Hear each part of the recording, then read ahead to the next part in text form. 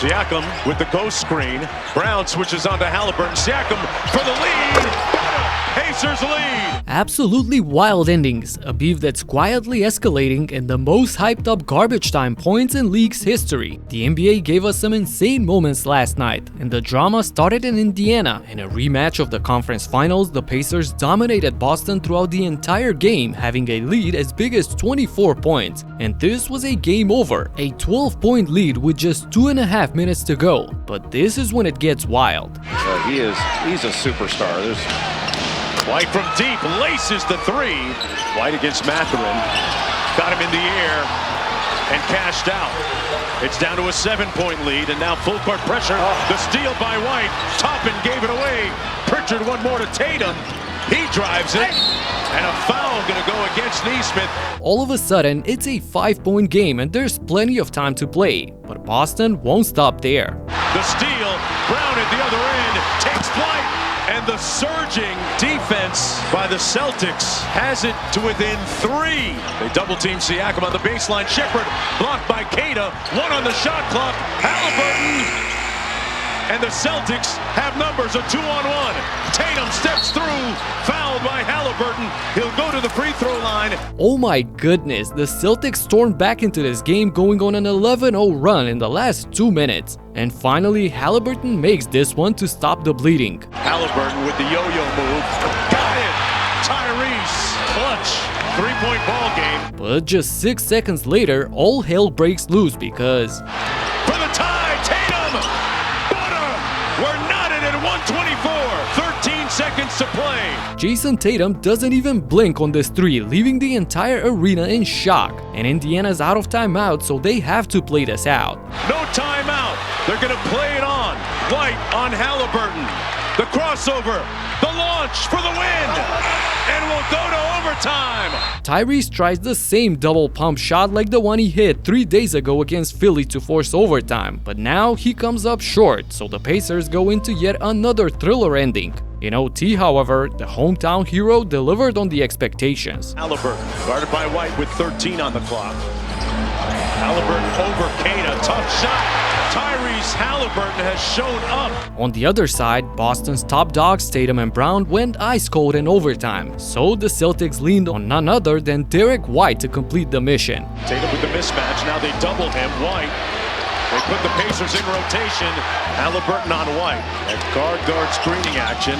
White turns the corner, got to the rim, and that's going to be goaltending. Look at White acting like Allen Iverson in the clutch, calling the screen and going all the way to the hoop to put Boston up by 2 with 40 seconds to go. So the Pacers had to go to the most experienced guy on the floor, Pascal Siakam. Goes into Siakam, working against Brown in the mid-post.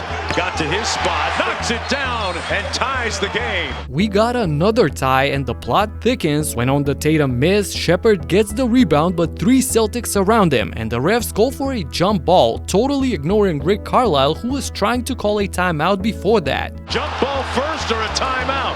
Rick Carlisle was trying to get a timeout. Ed Malloy called jump ball. Carlisle was screaming timeout. He was actually out on the floor, but a great job by McConnell to keep that ball alive so Shepherd could grab it. Luckily for Indy, Siakam gets the ball off the tip and now they have a chance to win it. White on Halliburton. Siakam with the ghost screen. Brown switches onto Halliburton. Siakam for the lead. Pacers lead. Pascal Siakam drains the dagger over White and sends the arena into delirium. With 6 seconds left, Jaylen Brown had a chance to tie the game but threw an air ball, and what happened at the end got everyone in the building going home with a smile. Well, everyone except the Celtics, of course. And there's the old okey doke.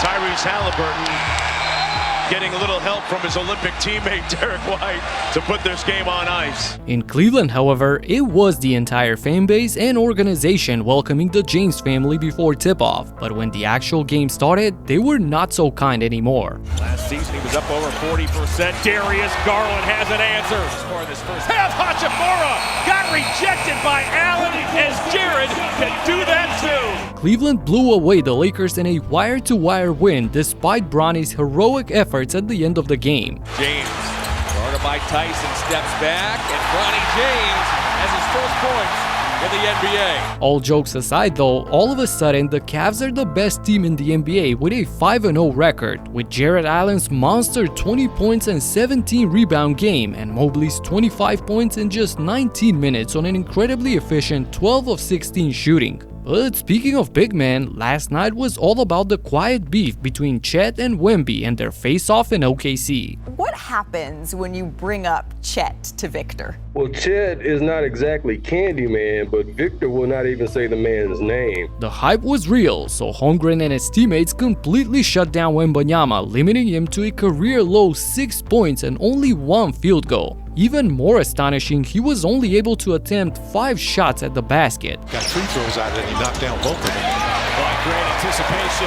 The Thunder been making life miserable on Wemby throughout the course of the night. Wembanyama will try it again. Same result. And for Chet, it was the complete opposite because And it's hard to believe, folks, he's just in his second season. Holmgren looking to spin after catching up the three. Holmgren wants the three and got the three. despite all of these hyped matchups and marquee teams, the most insane game was probably the one between Chicago and the Magic, with a finish that is unlike anything you've seen. To tie the game, no, tip to Giddey, and he's fouled with 1/10 of a second left, and the Bulls are gonna hold on. The Bulls get the stop and get fouled with 0.1 on the clock, which is pretty much a guaranteed win. Giddey misses the first and is instructed to miss the second as well, as time would run out on the rebound, but he decides to pad his point total and makes it. Regardless, in the NBA, you need 0.3 seconds for a catch and shoot, so that's probably what he's explaining here. Chicago got this one in the bag. But the Magic still go for a miracle though, and this happens. To finally close the book on Sisyphus, it does not count. It's the Trent Tucker rule. There must be 0.3 on the clock to be able to make a catch and shoot three. Paolo is furious, but he's got no right to protest. This is laid by every rule in the books. An interesting but a weird end to this game. And we witnessed another bizarre ending in LA. With huge plays on both ends and the lead changing from one team to the other, a crazy finish was in store for us. But it was a different type of crazy. What a shot! What a game! Harden into Zoo out of the timeout, misses the dunk, whistle foul, he'll go to the line for 2. Zubac misses the dunk, but he's fouled and goes to the line. However, he misses both free throws as well. Thing is, he makes up for it on the other end. Backs on Zoo, blocked by Zoo, recovered by Zoo, and he saves it. A crazy sequence that ends with another chance for Portland in the finish, and they go for the dagger to seal the game. Ayton for the dagger. Rebound Jones. Timeout called. It's a 1-point game. Wow, no team can score a bucket for an entire minute and 45 seconds when it matters the most. Thing is, if the Clippers break this, they win the game. The lob to Zoo is deflected by Ayton, and the Blazers win. Man, you rarely see a bizarre finish like this with no points on either end. And I rarely saw 44-13 games as a Knicks fan during the decade of playoff drought. But this is a new era, and Karl Towns dominated against the Heat from beginning to end. Most importantly, however, he was an absolute beast in the finish. Towns, the rebound, back up and in. Karl Anthony Towns with a masterpiece tonight, and the Knicks are back up by 10. Bridges drives, brings it across the lane, up top to Towns. Towns fires away. Bang! Karl Anthony Towns from downtown. Bridges a three-pointer. In and out. Towns the rebound. Head fake. Back up. Banks it in. And the foul. 43 for Towns. And the Knicks back up by 11. Towns a juggernaut tonight, folks. Resounding rebounding. A night of exciting basketball, but I'm still shocked by the deja vu that we witnessed in my last video. Multiple players recreated the same exact plays, days or even months later. You gotta check out exactly what took place right here in this video. Talk to you in the next one. Peace out.